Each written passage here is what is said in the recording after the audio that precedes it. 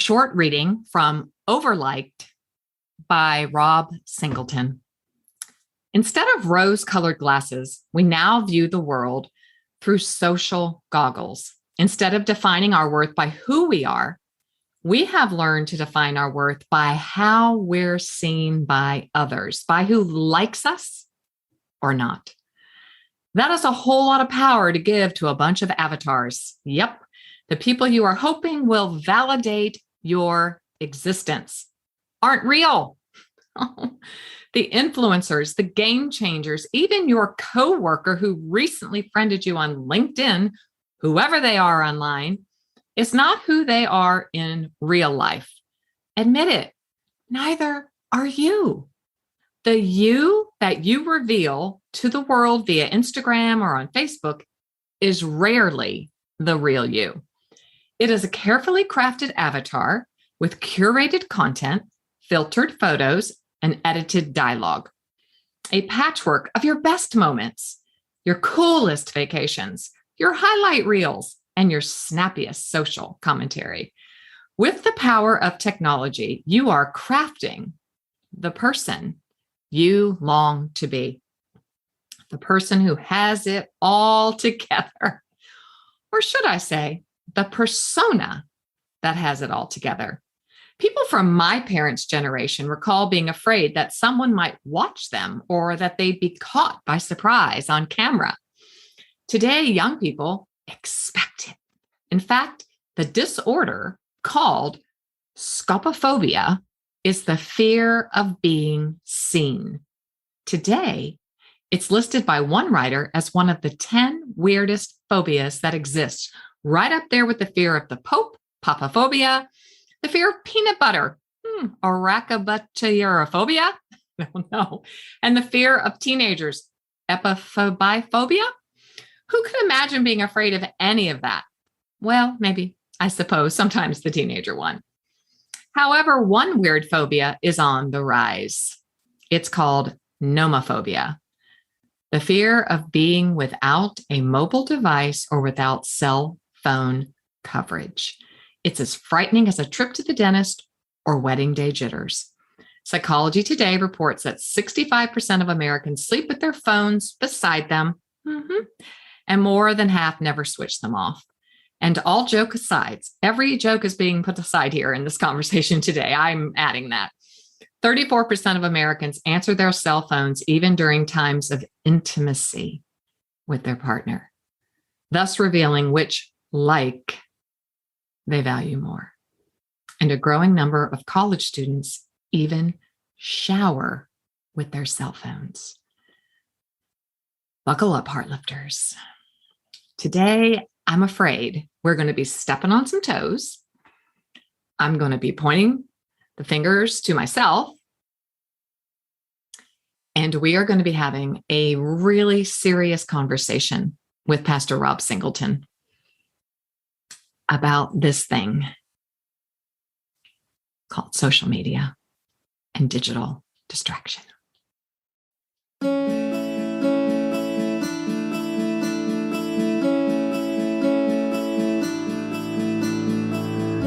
Sometimes the story we tell ourselves is not really true.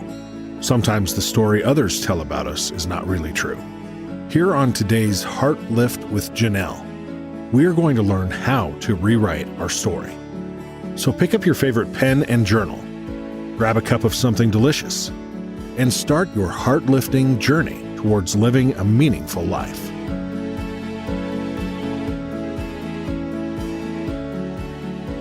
Welcome to today's Heartlift with Janelle. As I said, buckle up, Heartlifters. Woo! Stronger Everyday Community. We have got Pastor Rob Singleton with us today, and it's going to be honest, and it's going to be beautiful, and it's going to be remarkable. And as someone I admire, Brene Brown, on some levels, she always says this is a worthy conversation. So I want you to lean in because I think Rob has a lot to share with us. And his book, his newer book, is Overliked: Finding Direction, Courage, and Meaningful Relationships in a Society Crippled by Social Media.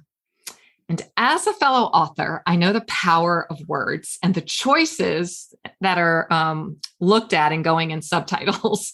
So the placement of that word crippled to me is really important. How long did you tinker with that, or was that just like, that's the word when you were choosing your subtitle? I mean, that thought was always there. That word wasn't. We needed to be more hard hitting because, quite honestly, there's not a nicer word that describes what's happening. We are seeing our culture, our society, especially millennials, literally crippled. I mean, they're paralyzed by giving their life over so much to this and not putting it in the right perspective. By this, I mean social media. Yeah. And we talk millennials, but I was just sharing with the community last week. I'm 62, proud of it. Women my age spend 5 to 6 hours. 6 is really the height, but 5 to 6 hours a day on Facebook. That's hard to hear. But that's a true stat, true research. And that adds up to over 5 years of your life, almost 6. Yeah. No, I know. I think I've got that in there, and that's getting worse. I've got it in the book, and I don't think it was that high. It certainly wasn't for, even people over 50. But yeah, it's not I say that with millennial, but I know they're getting a lot of the ramifications, but it's everybody's problem. Yeah. But they're the ones. I remember a day when we didn't do that. I raised children without this.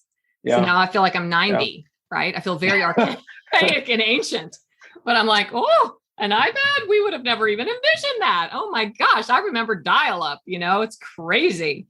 So it is definitely a different problem. And I'm getting ready to have, grandchildren down the road. And I can't imagine what that's going to be like, raising and seeing grandchildren with this tablet in their hand. I'd be like, no. Okay. So this book, I haven't been able to put it down since I got it on my Kindle. So I have the Kindle version. So sometimes the page numbers, they're supposed to be the same, but they're not. So if I quote a page and it's not right, you're just going to have to forgive me. But Overliked, the title itself, like I don't have the book, but the title, and then the cover, it's just brilliant. It's so right. So right. So in the beginning, can I call you Rob, or is it Pastor Rob? You can. You just hit on something that I haven't talked about. I've done so many of these podcasts, but I have not. That title wasn't always that title. The title. Do tell. I remember sitting there. I was sitting at the kitchen table with Lisa, and I had this whole idea. This was probably 3 years ago, and it was called Overlooked. And it was something that was on my heart because I thought, why are so many people so obsessed and so hurt by everybody not noticing them, just being overlooked? And as we talked about it more, we thought they're worried about being overlooked because they're too worried about being overliked. Oh my gosh. That's what leads to, overlooked. It shouldn't bother you so much that, that you're not keeping up with the Kardashians or whatever. But overlooked was not the real problem. Overliked is the real problem. So right. As I say in my practice, my therapeutic practice, it's like, oh, no. That's just a peripheral. Let's get down under. Let's go down under. Yeah, and you said it. The problem's not being overlooked. The problem is being overliked. That's prophetic. That's a prophetic statement. And I think well titled. I did have somebody comment. You can still see them on Amazon. Like I said, we released this in a completely secular market, and it was tell us about that, because you told me, but certainly my audience does not know. Well, we did it backwards. I didn't know. I just started writing later on in life. I've always loved it. Obviously, write sermons and all, but I didn't go with a Christian publisher because a publisher came to me, Greenleaf, that was secular, and they had an interest, and they really got the ball rolling. Well, immediately there is such a hole and such an inauthenticity and an issue out there with this in the whole world, not just the church, right? That within about 2 weeks, it was a Wall Street Journal bestseller. It was a USA Today bestseller, and those are things when you launch Christian, yes, you usually don't even get noticed there, not unless you're the big name, right? So Lisa's like, well, you did this backwards, but I think it's going to be your Speaking favorite. of Lisa Turkhurst here, just in case you don't know. Yes, she did write the foreword, just in case someone doesn't know. Yes. Yeah, they're dear friends of ours. And I said, well, is that going to hurt me? That wasn't on purpose. I just don't know what I'm doing. She said, no, I think in the long run, it's going to help you. So. Yeah. So in the beginning, that's really good to know. I love understanding the origin of a title. I love the fact that you went outside perhaps, the comfortable zone in a sense. But you did use a secular publisher, if we go into secular versus Christian or sacred or whatever that argument is. Yeah. But you saw that it met a need and it filled a void. And so I love that. And that's where I think our voices are most needed, if I'm being extremely honest. And so in the beginning, you write a hard story, though. And I had to read it twice because I myself have been through an arduous journey. My second book is called Overcoming Hurtful Words. How to, it was called Halos with Horns, how to deal with mean women in the church. So, it's like I softened it. And then, the president of the publishing house was like, let's just call it what it is, Overcoming Hurtful Words, how to rewrite your story. I'm like, okay, that's nice, but it's not really what it's about. I like that. You know what?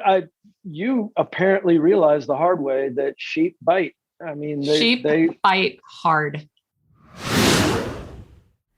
Heartlifters, we're here at a teaching moment, a lean in moment. I'm so happy Pastor Rob is here to help us navigate some difficult conversations about difficult subject matter. That's what I want to do here more and more. Bring attention to issues and maladaptive, unhealthy ways of coping and behaving and communicating within our families and within our church communities. I am a follower of Jesus, and sometimes we're called sheep, and Jesus is called the Good Shepherd. And so that's why I kind of paused here when Pastor Rob said, sheep bite. And then I added sheep bite hard.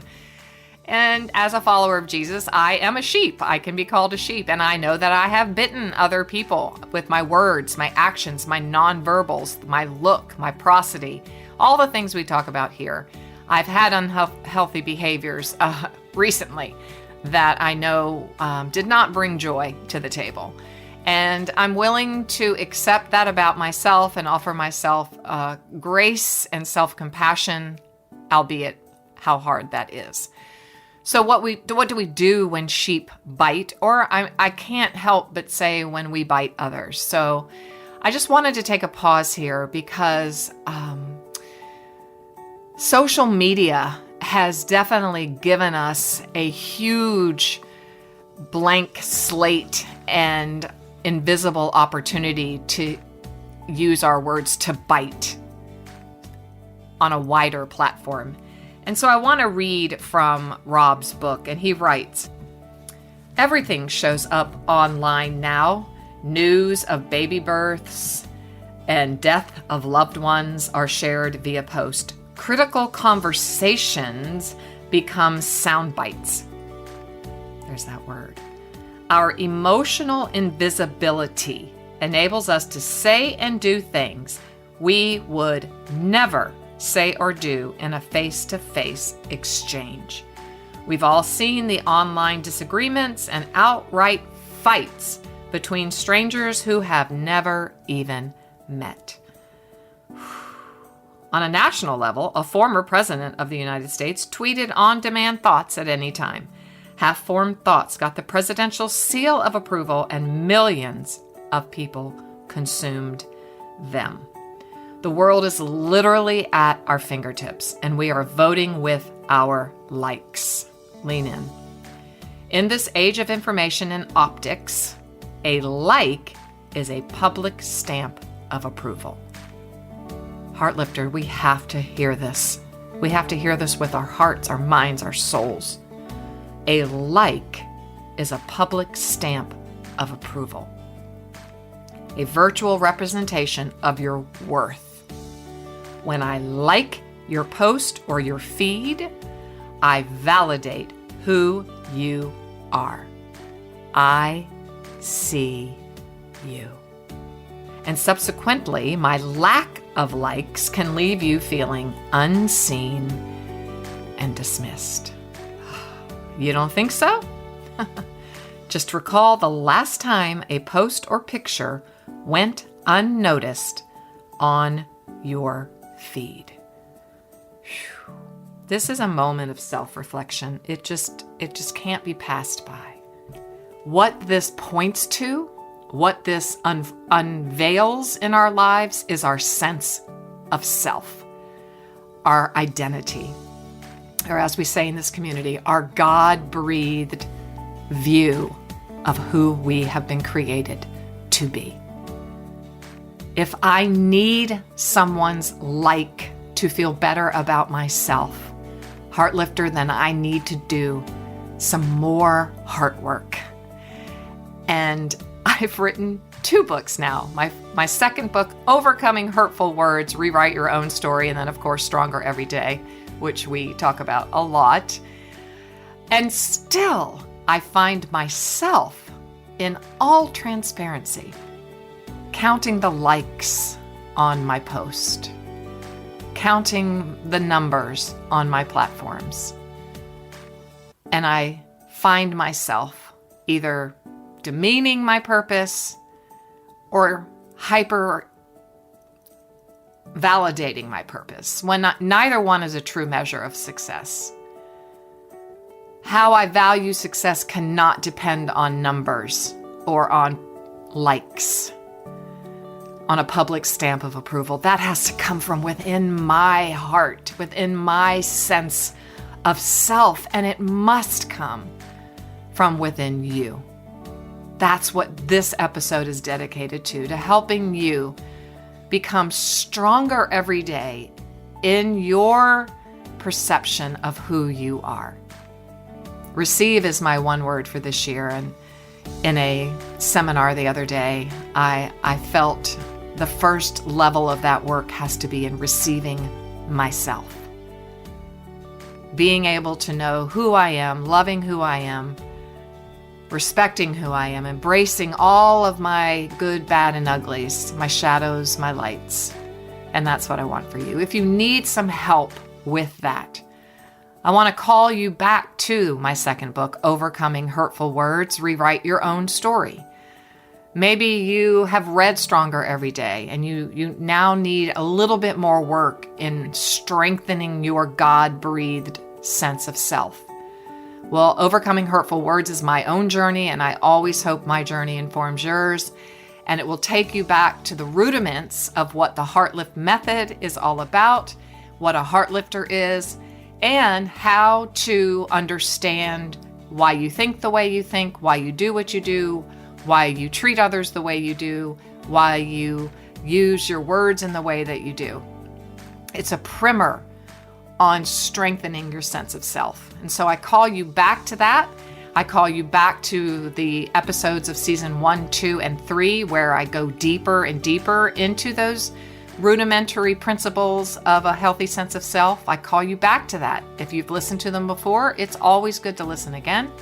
And I call you to JanelleReardon.com, where I have so many resources available to you based on Overcoming Hurtful Words, based on Genesis 2:7, based on developing and strengthening your sense of self, so you can rewrite your story and live into a very meaningful, beautiful, remarkable 2022.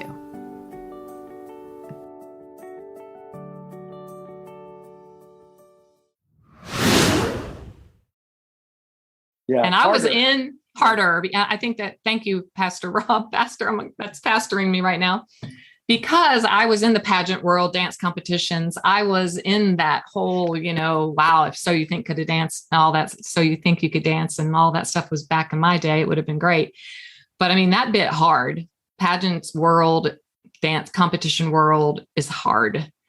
And the bites drew blood.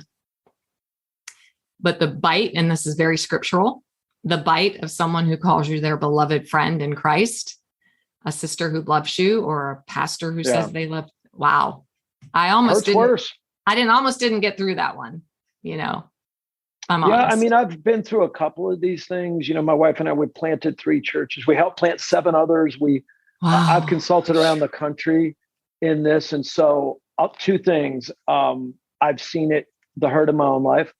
I have also seen that splits and power struggles and hurts within church right now. It's an epidemic problem.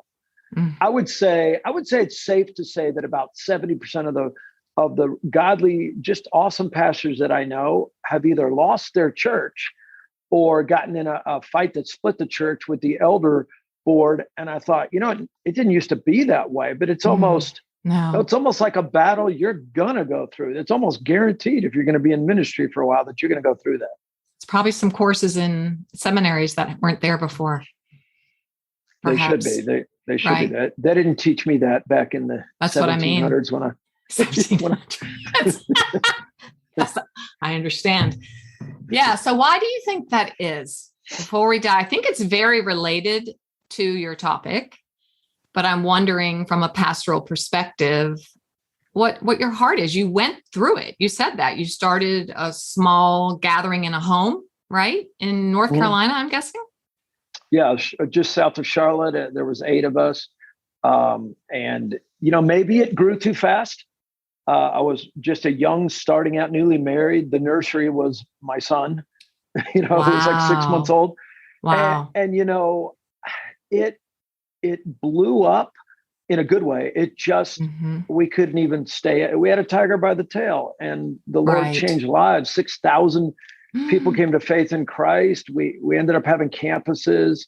I remember, there's much bigger churches now, but our high water mark, we had about 5,000 people there on That's Easter. Huge to me. And it was a wonderful, wonderful thing as we saw lives changed. But what happened was I just got caught up in this thing. Social media was really just starting out. And I'm a high tech guy. I love anything new comes down the pike. Me too. Use it to leverage. Yes. So I got into it, but I think it got into me a little more than I got into it. And was it sneaky? Was it sneaky? It was. You tell yourself as a man or woman of God, you tell yourself, hey, I'm going to use this. This is all about Jesus. And it probably is. But then when you don't get enough likes, or somebody else comes to town and they get more followers than you, or a church grows bigger, you would think a pastor would be above that, but no. And it didn't cause any, I don't think it really caused any issues at the church, but in my own heart, it was bad enough to where, my own wife, even my kids, as they got older, they would say, Dad, like it says in the front of the book, you're not fun anymore. You're so obsessed with this stuff, and you're letting it get to you. And the long and short of it is it's tough to hear that from your own. It was tough to read. It was. Yeah. I that's all I'm going to say. It was just tough to read because, I have 3 adult children now, and they're all married, but they're all we've made a covenant. We made a commitment to be authentic and to, I can't do what I do unless I have healthy behaviors and patterns and work within my own family. And so we made a commitment, in their 20s, late 20s, to be real, and to have those hard conversations and to accept each other and then hold each other accountable. And it's really difficult when you're adult children, and they don't have to be adult. A lot of children start holding their parents accountable a lot earlier. Yeah. Like, hey, this isn't cool anymore. This ain't good. But I loved that you did something right though, Rob, for your children to hold you accountable. They do. And, I've only got 2 kids. We wanted more. We got married kind of late, but the thing is they both love the Lord. They're both walking with Jesus. And listen, we have the same thing with our family. You can tell me anything hard and difficult. You can anything, but don't play inauthentic and then let me hear, through the grapevine, how you really feel about me. I mean, we can work through anything like, man, you have been selfish lately. You have, everything's about you. What's up? I love you, Dad. Help me out. Yes. I can hear that because I know my kids love me. I know my wife loves me, but if I find out 3 years later, oh man, your son was just rolling his eyes because he's like, I can't even work at that church. My dad, all he cares about, that stuff will wound you so deeply. And I think you're not going to help anybody get better anyway by just faking it. If you really love someone, tell them the truth. Well, that's what we're all about here. And I learned that the real hard way. And it's not easy for me. I don't know if you know anything about the Enneagram. Some people poo it or whatever. I'm 2. So I like everyone to like me. I also come from an alcoholic home. So I want to please everybody, all the adult children of alcoholic things. I've worked really, really hard to be able to speak the truth in love. In my book that came out, I write all about what healthy assertiveness looks like. I'm a student of that. I didn't know how to do it. I'll never ask anybody to do anything I don't do myself. And so to be a leader, man, you got to lead your own home well. And you do that. You write about that and you do that. I mean, have you had that experience on social media where, what's the right? You know what? I have it all the time. I just had it 2 days ago. I had a gal, and I'm really trying to help. And there's a gal on Instagram. I was talking about how to be an authentic man. I can't even remember what post. It was only 3 or 4 posts ago. And she's obviously been hurt. And I was looking down through the comments, and she said, it's men like you and fake pastors that are the problem in the first place. And I thought, wow, I have no idea who she is. Never met her. She's never met you. No. And I thought, how do you know? How do you know me? So, I kind of went on there and was looking at where she's coming from, and there's a lot of hurt. I could see that she's been hurt, especially by men. And so it's funny, somebody trying to help, especially heal, especially women who have maybe gone through something like what she's gone through. She's kind of put them all in a barrel and said, "You're the problem." Yes. And I thought, wow, no, I at least in this case, I'm not. But your comment really demonstrates how hurtful this stuff is. So hurtful. I mean, it's hurting you, and you're almost shooting the messenger. It's without knowing the messenger. Yeah. So there's that false sense of intimacy, or that false sense of connection that you write so beautifully about. I'm going to read this. I've already introduced this one paragraph in our pregame show, but you write about social goggles. Oh my God. I mean, we're both wearing glasses. So it's like, it arrested my attention. Instead of rose-colored glasses, we now view the world through social goggles. Instead of defining our worth by who we are. You just said that. She doesn't even know who you are. You know who you are. Yeah. She doesn't know. We have learned to define our worth by how we're seen by others, by who likes us or not. That is a whole lot of power to give to a bunch of avatars. I just love that sentence. I was like, that's so good. Yep. The people you are hoping will validate your existence aren't real. They're not real.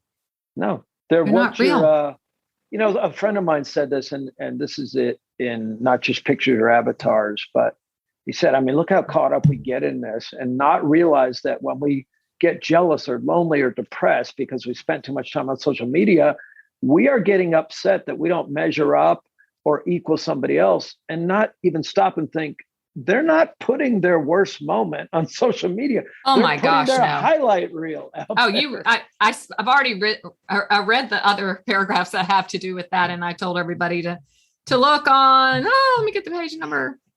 Come on. Well, never mind. I'm sitting here without a book. It's okay. It's in the book. Social goggles. How we show everybody our persona. Instead of our personhood. I thought that was a very, very clear distinction that I'm now going to be adding into my practice and in my life for sure. We do show a persona. Like I was posting a picture last week on Instagram. My husband's an avid golfer. I am a golf widow. I love it. I do not play, but I am so involved in all the lives of, I follow them on Instagram, and so we got to go to a Champions tour and Phil Mickelson and Vijay Singh and and it was just Bernhard Longer. And I was like, oh my God. And so we went, but we didn't talk to each other the whole way up there because the night before we'd had it was a Friday. Our weeks had been treacherously difficult and we were exhausted. And man, the old devil came in like he does. And we were just exhausted and just had a little tete-a-tete, nothing fierce, just a misunderstanding. But I shut down, he shut down, which we try very hard not to do anymore. But we were tired, we were exhausted. And so we didn't talk to each other the whole up there. But the whole day I'm like snapping these pictures. I wanted to go. Do you know what happened on the way there? I just did it. And I'm not afraid of doing it. And I'm probably going to start doing it more, or I'm just going to stop doing social media because it just takes, I don't know, somehow I feel disconnected from my true self as well. Does that make sense? It does. And a lot of people don't know this. This will probably kill me on this. And I don't care. But I don't care either. I do very little of the social media myself.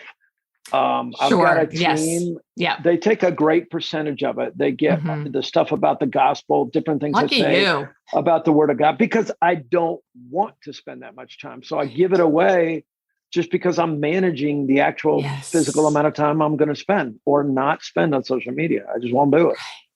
Well, I'm glad to hear that on this one hand, because I'm jealous and really love to have a team do it so that I could focus on deep work. I would think as a pastor, I mean, your sermons change lives, right? I would think that would take, I don't know about you, but even as an author and as a Bible teacher and as a writer, I would say 80% of my time used to be in such deep work. I didn't have any distractions. Like when my kids were little and we had none of this. I dug into, remember Strong's Concordance, that big book you opened. And then I opened my big Webster's 1828 and I opened up this Matthew Henry's commentary and I opened up and they were all on the table in front of me. That's how I looked things up. That's how I researched. How I roll. I love it. It's so old school. And it's like, I love it. I love to touch the paper because if I'm online, unless I cut everything off, and even then somehow they sneak in, I'm like, oh, so is it a distraction from the deep work? Have you seen a transformation? I wasn't planning on asking you this, but I'm just curious, like in your ability to focus, your ability to disconnect. You know what? Yes. And I will say this. I think if we think this is just a new problem and it's all technology, I don't think we're going to solve it right. Because if you read the book, you realize I want people to know pretty quick that the poster child for, narcissism and obsession and all was King Saul in the Bible. Talk to us about this. Yes, please. This is so good. Well, right. And so in a sense, I preached a sermon on this probably about 8-9 years ago. So this book was in the works even then. Right. And, when I was going through my own battle with this, and it's funny because I use football terms and I say, when God gave a people who had gotten a little bit shallow through the book of Judges, and they said, hey, we want to be like the other nations. We want to choose a king. We want our own king. We don't want to be a theocracy. So God basically said, all right, you get the first draft pick. And they picked Saul. And listen, the only thing said about him as far as who he was is that he was head and shoulders taller than any man in Israel and very handsome. So you got a Brad Pitt that could dunk a basketball. And that's the whole thing.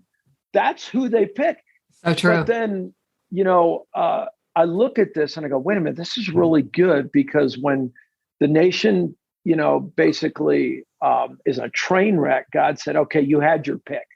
Now I'm going to show you how to pick, and I'm going to get the second round choice, and I'm going to pick a little boy who's out there watching sheep right now, and I'm going to develop him in the caves and in loneliness into somebody who has a heart after my own heart. He's not going to care that much about what the people think, but ironically, he's going to get all that thrown in because he doesn't worship it. King Saul's going to worship it. I'll give you one example. When he's king, and he's only been king for a few years, and they're meeting the Philistines. Of course, you know the story. Most people know that the probably 15 or 16-year-old David fought Goliath and won. Well, he was a superstar. He was TikTok famous. So they start singing. Famous. That's so true. 5 stones. Oh my gosh. That's hysterical. I've never thought of him in that framework. Sorry, I had to have a moment. It's funny. Well, they write songs about him. So it says the women were singing this song, and we know some of the song. We know that they sang, Saul has slain his thousands, but David has slain his 10,000s. So right there, King Saul started his struggle and his obsession with self-worship. And rather than looking at the character of David, all he could do was hate him. He's like, his avatar looks better. He has more followers on Instagram. And so from that day on, everybody today has the ability to manipulate social media to sort of build their own little kingdom. Back then, Saul had the ability to do something the rest of the people didn't have.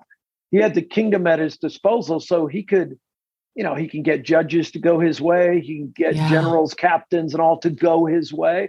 So he used all the social media he had to try to put out an avatar of himself and get people to like him. And he failed at every turn because he didn't care about his own character. He didn't care about God liking him. Here's David who comes along and all he cares about is God liking him. And it's so crazy because God said, I love your heart so much. The people are going to love you. The women are going to love you. The youth are going to love you. All because he didn't make that his God. So you look at King Saul and David, they couldn't be more different. That's why they are the biblical recipe I follow throughout the book. Oh, and it's to get so people rich. to see. Yeah, this is an issue. This is not a new problem. Old. Nope, not at all. It's just a problem on steroids now because of social media. Right. Now, anybody can play the game now. But I feel like, and correct me if I'm wrong, the principles are the same. They don't change through time and history. The things that we face, the enemies we face, they might be Goliaths, they might be Philistines, they might be, whatever. But the principles underneath, the principalities and the powers of darkness, to me, don't change. Is that a true statement? They don't change. The manipulation you just talked about, the manipulation. No, that doesn't change. Spirit of comparison. That was there in the garden. It was. It absolutely was.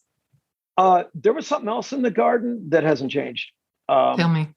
And if I was to rewrite part of this, I think I would spend more time on what I've discovered even after the book came out. Oh, always. Is really the main problem. Tell us, please. I love this. Well, the serpent in the garden, he tried to get Eve and then Adam to basically not worship God, but worship themselves. So it's this thing called self-worship. What was Saul doing? He was not leading the people to God. He fell for the thing of, I want them to worship me. I want to be the big shot. And today, what do? We don't have, the temple. We have the temple of Facebook. We have the temple of Instagram. We set up our own little churches and our own little fiefdoms. And then through the avatar and through the words we say to describe ourselves and through the marketing of ourselves, we're setting up little churches. We're setting up little mini worship. Here's why that's a problem, because you and I, we were never meant to carry the weight of worship.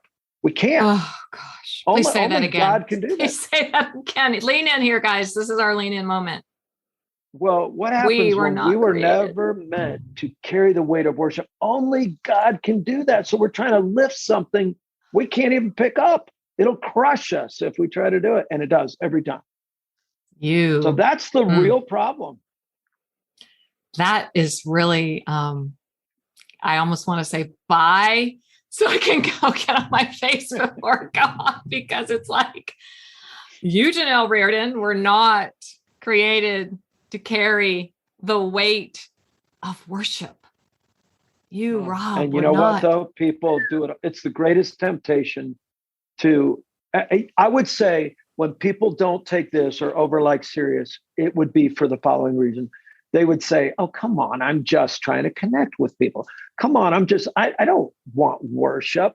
But listen, if you look at an Instagram post and you look at it and go, why didn't that get a lot of likes? Aren't you just cracking the door? Why does that even bother you? Thank you. Why I don't have as many followers as so-and-so. Why does that bother you? Because it's a little bit of trying to create or carry something you're in an arena you're not meant to be in. You shouldn't be there. Wow. And that's why it bothers you. It's like we're walking into an arena full of lions. That's really crazy. I think that's really powerful, Rob. I'm thinking we're at Disneyland. So it's not. I just think that is really a very serious moment that I want my listeners to sit down and contemplate. And especially this really speaks to me because I am in the industry of publishing, Christian, all that. And, so many sites and things say, do not even attempt to reach out to us unless you have 10,000, 20,000 followers. So it is a perpetual, but it's true, Rob. It's true. Yeah, I know. It's a beast. It's a perpetual I got beast. that speech. Yeah. So it's like, it's a call to become disingenuous. And this is not just in, we're not just ditching the Christian market or Christians at all. This is in the secular market as well. I have a daughter that writes in that arena. So, so there's the perpetual beast that's always calling us to disenfranchise ourselves. You write in page 13, I wrote that down on Kindle, we lose the real story of who we are when we curate ourselves for the benefit of others. Yeah, absolutely. I just think this is such a serious matter. And I'm so thankful you said yes to honor us with your time here today, Rob, because I think if something doesn't change, we're really in for a very dangerous situation, because I do see us all building our own little kingdoms, myself included. And I'm at that point through the COVID wilderness of being alone and seeking God of like, Janelle, what are you doing? What are you doing? What the heck? And I didn't say heck. Are you doing? My value of life, my like your children saying, Dad, you're not any fun anymore. I don't even know how to have fun anymore. Like all I want to do is work and post and work and post and work. And I work at home, so it's terrible. And everything is at home. So I can just, I just think it's a very dangerous situation. I wanted to ask you this very important question, if you can help us today in the time that we have left, because we have revealed the manipulation, the subtleties of this really powerful mechanism, social media and all of this. I love that people in Zimbabwe and Tanzania are listening to my podcast. How fascinating is that? I'd never probably get there in my lifetime. When I see that happening, I'm like, this is so awesome. Yeah, it's great, isn't it? Isn't it great? It's like, that's what I see it as a medium for. But how can we, Pastor Rob, how can we keep our lives from easily, subtly slipping from authentic, loving relationships into artificial lives? What are the warning signs? What can you offer us as a means of hope and maybe an action step that today someone will go, you know what? I need to put my dang phone down. We check our phones an average of 150 times a day. Ouch. I was putting the laundry away the other day, and it's just me and my husband in the house. And I had my phone in my right hand. I was like, why am I having such trouble holding all this laundry? And I went, oh my God, why have I got my phone in my hand? Right? What are just, let me give you a couple different angles at that. One thing you reminded me of when you said Zimbabwe and all, 3 months before COVID was happening, and it was going to be about a year before the book came out. We were in 6 countries in Africa, and I was giving talks. Zimbabwe was one of them. Rwanda. Got my Kenya necklace on. My Kenya coin. I just got it done. Just got to put for my birthday. My Kenya's got a special place in my heart. I love it. We're going back in 2022 to Ghana. I'd love to go. Love it. And what happened was, this is why I sped up the, working on Overliked, because though we went to 6 countries and spoke on this a little bit, with what I knew before the book was even finished, every single country, every single church that knew it was coming said, Pastor Rob, would it surprise you to know that we think this is the biggest issue, not just in our country, on the entire continent of Africa? And here's why they said that. They said, you may think because of the riches of America and all this is just an American problem. And everybody, especially in Zimbabwe, because it's very poor, they were just saying, listen, I know teenagers, they don't have a roof over their head. They have nowhere to go. They still have a smartphone. That's crazy. I mean, absolutely. Haiti, you can go to Haiti and people are living, in abject, just incredible poverty, but they make sure they find a way to get on the internet. So this is quite bluntly, maybe the greatest concern and the biggest problem on the planet right now. I agree. You're supposed to go back to all those 6 countries and teach on this. So now you asked, what can you do to really help? Yeah, give us a preview of those teachings. Well, stop lying to yourself. I did a podcast on Proverbs 31, and it was the most comments they'd gotten in about a year. I did one of their devotionals. So that woke them up a little bit. And they said, what's going on? Well, I said, well, let me get in there and talk to some of these people. Well, the majority of them, and I wasn't hard on them, but I was honest, were grandparents and parents who said, oh my goodness, we need this. This is so important. I got to get this for my kids.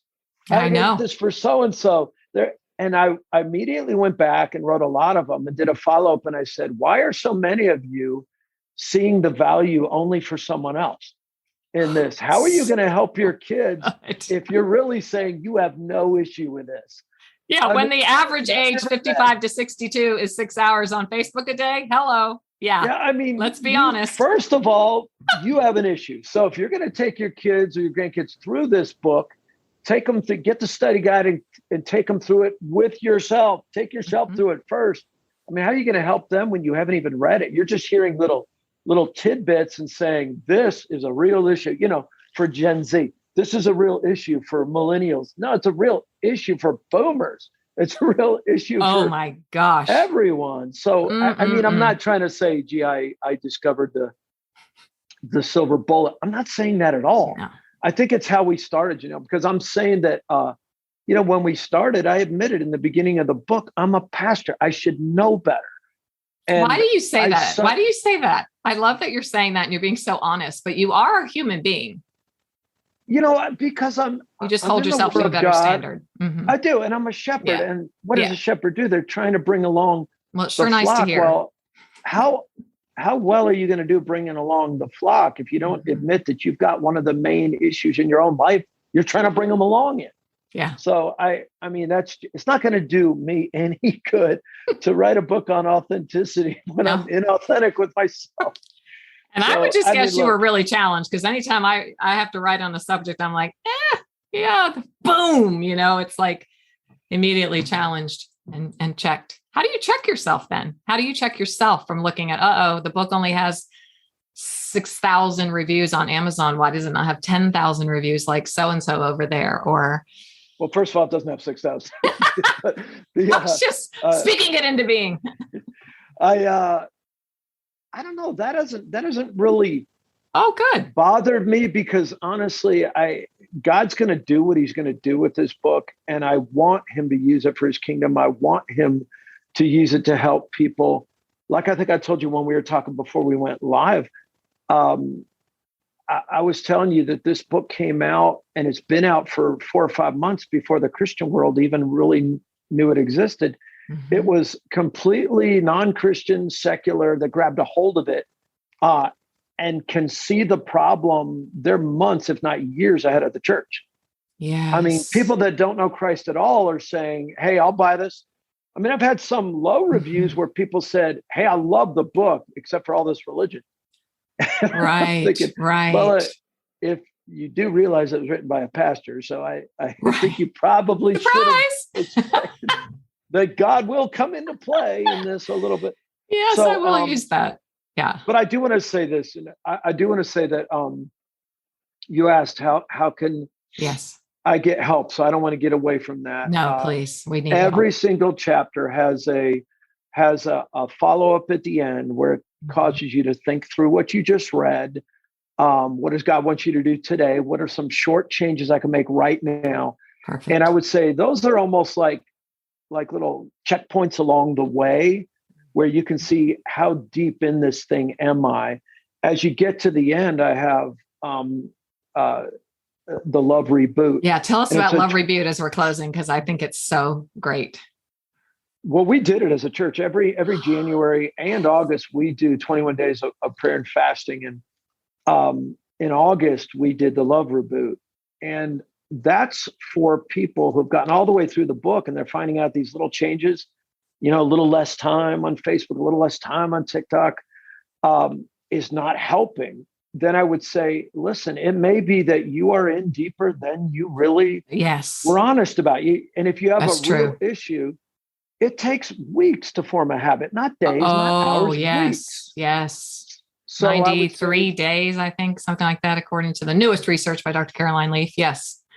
Yeah. And I think, the reason I like, it may say, well, this isn't long enough. Well, the reason I do like 21 days is because it's 21 days of prayer and fasting. So I think that prayer and fasting will turbocharge it. It'll help you to go deeper. And, it's not going to be super easy. But look, if somebody needs to lose weight, they're not going to be able to say, hey, give me the pizza diet. I love that one. No, it's not easy. It's no. Transformation is called transformation because it is arduous. I always say it's not easy, but it's empowering, and you just have to stay on the course one day at a time. That is, and sometimes it's 1 hour at a time. So even, hey, Heartlifters, we want to change the world one heart lift at a time. And so I'll be the first in line to commit to cutting my phone off. At least even, I wrote my very first book back in the dark ages of 2007. I was homeschooling and we would cut the radio off for 30 minutes a day. It's like the radio. The radio. What's a radio? I don't even know. We would just take the voicemail off, the phone off the hook, and this was, so it's not a new problem, but we can say we are going to be aware. And we are going to begin making a movement towards disconnection from false intimacy today. I wrote in my book. And I will, go ahead. And I will help you. I mean, you asked me, how do you keep from looking at it?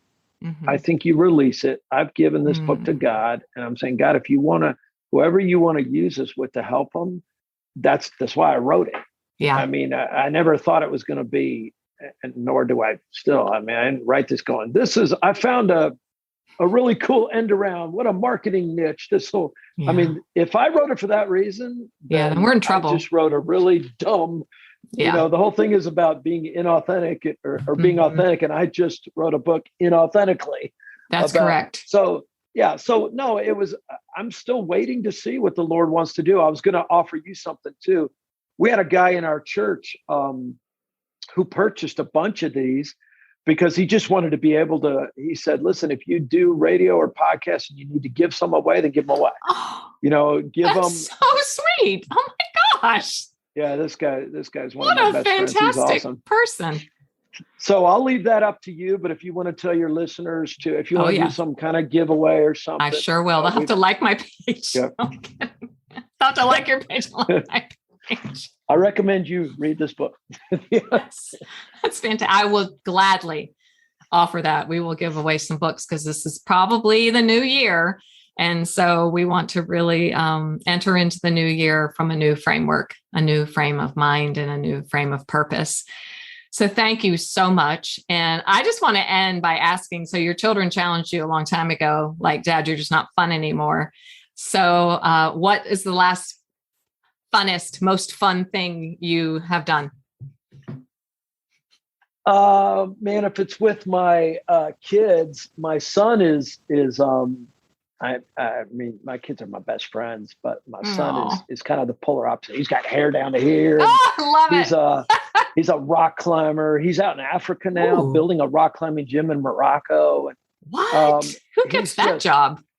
He's just a wild man. In fact, let me just tell you this.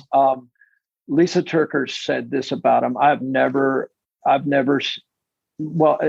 When I say it, she said, I still, in all my travels, all the pastors, everyone I've met, I have never met anyone in my life more like Jesus than Rob's son, Nathan.